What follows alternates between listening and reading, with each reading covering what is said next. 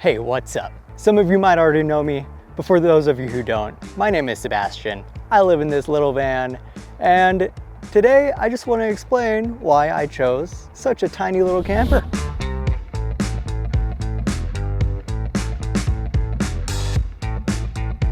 So for those of you that have been following along for a while, I just want to thank you for your continued support in my personal life journey. Last year, I drove this thing to the Arctic Ocean, explored all of Alaska, and then drove it back down.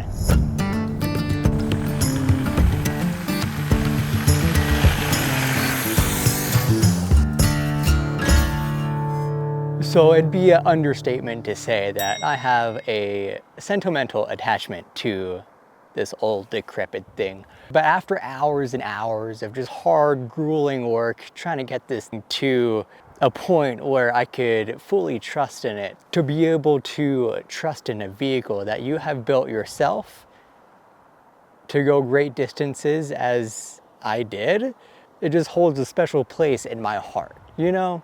So the question, why do I continue to live a very minimalistic lifestyle in such a tiny space? And I'm not kidding when I say this place is tiny, guys. It's about 4.5 foot by 4.5 foot square. That's my living quarters. What I'm sitting on here is my bed that I sleep in every night. And I just got a little tiny kitchen with the sink, 2-burner stove. I don't even have a fridge.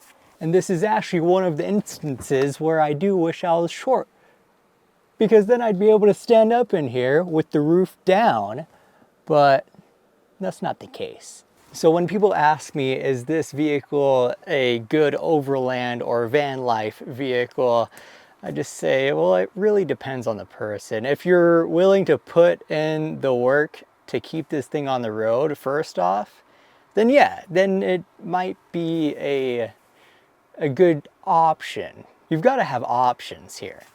Could I live in here with more than one person?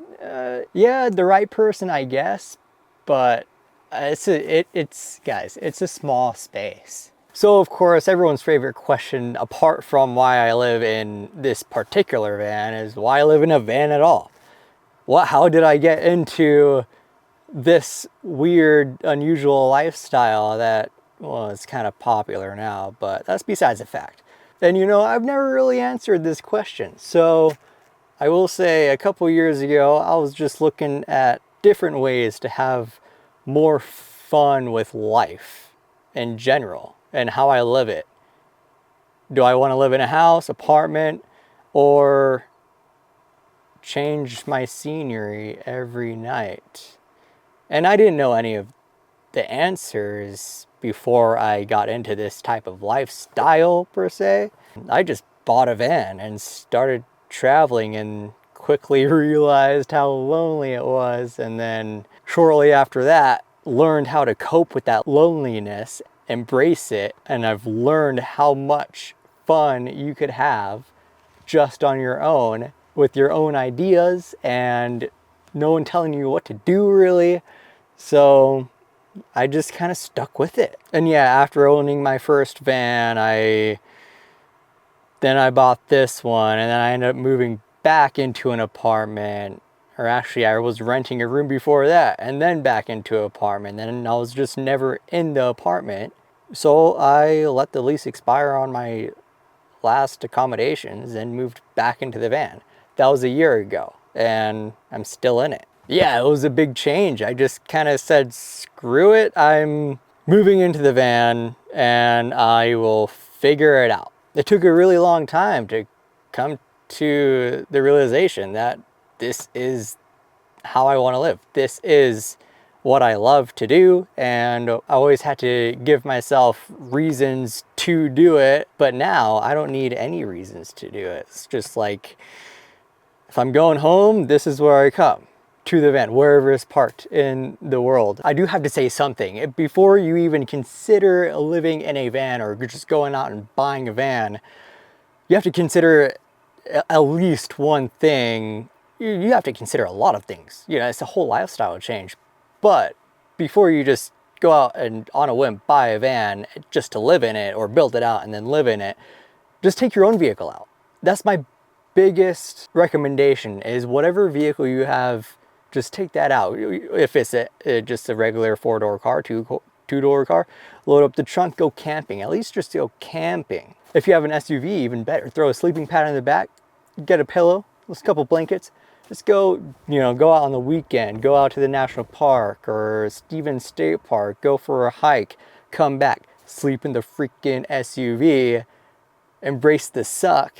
And then if that's something you could do, buy a van.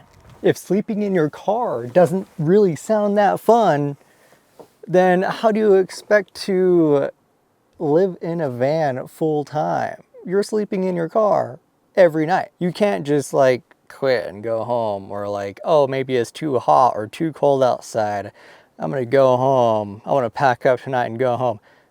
No, like something Instagram and YouTube doesn't really show is how vulnerable you are when you're out there sleeping in your vehicle. So just get out there, go pack up the car and go camping, or just sleep in the car, recline the seat, sleep in your car. I did that multiple times. I still do it in my 4Runner that's parked in Utah. Whenever this thing breaks, which it breaks, well, lately not so much because I've done so much work to it, but it does break still. Whenever it does, I'll park this in the garage, work on it. While I'm working on this, I'll throw the sleeping pads in the back of the 4Runner and sleep in the back of my car. Yeah, it sucks, especially in the summer. In the winter, it doesn't get too cold in Salt Lake, so I could bundle up with the sleeping bags. But yeah, I do it, and it's no big deal. And even if you do come to the conclusion that this lifestyle is something you want to do so bad, like you're gonna just jump headfirst into it, don't go out and buy an extravagant build or anything. Start bare bones, go out, get a used van, build it out if you want, just a little bit. Just like, don't go headfirst into a huge project. Build out a bed, get a little stove, and live out of it for a week or something, and realize, oh, maybe I can't live out of a vehicle unless I have this or this, and then just slowly add those to your build over time. Or if you do it and just jump straight into it, live out of that bare bones build for a while, and then once you have some downtime, go out and do that full, and you'll know exactly what you need. Like, do I need a toilet? Do I need a shower? Do I need a high roof fan? Am I okay with just crouching down? How much storage do I need for clothes? The list goes on and on. I'm not saying, I didn't start out with, all of this. My first van was bare bones. I had one cabinet shelf with the Coleman 2-burner stove, and I built a little bed platform that I throw a mattress pad on top of, and that was it. That was everything I had. It was an old 96, 97 Ford Econoline. It's the vans you avoid when they're driving down the road that have free candy written on the side of it. Yeah, that's the van I had. And I absolutely loved it. Was it reliable? Hell yeah, it was. Way more reliable than this thing. Then I eventually moved up and got this. It is smaller. It is significantly smaller than what I had, but it has all the amenities. I didn't have to touch the interior when I got it. Luckily, because I was crouched over in the engine bay working on that 24/7. All right, yeah, now the question comes, why do I live in this van? Why this van? Well, like I said before, it's just a strong sentimental attachment.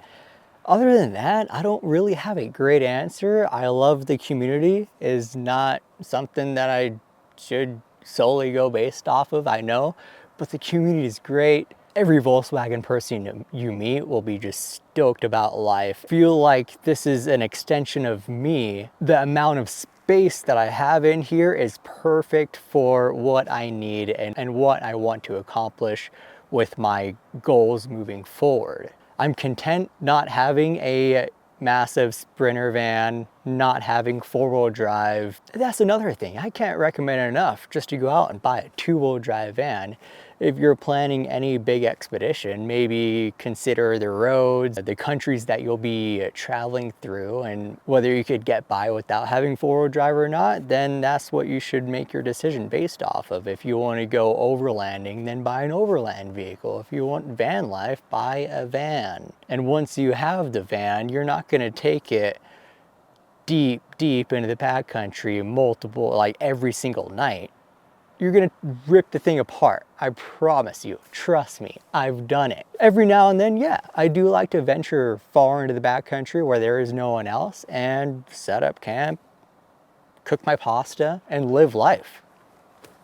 There's nothing wrong with that, but you can't be doing that every night. You wanna be able to pull up to a spot, whether it be a Walmart parking lot or like here, next to the Yellowstone River, and pop the top, throw the bed down, and you'll be ready to go to sleep.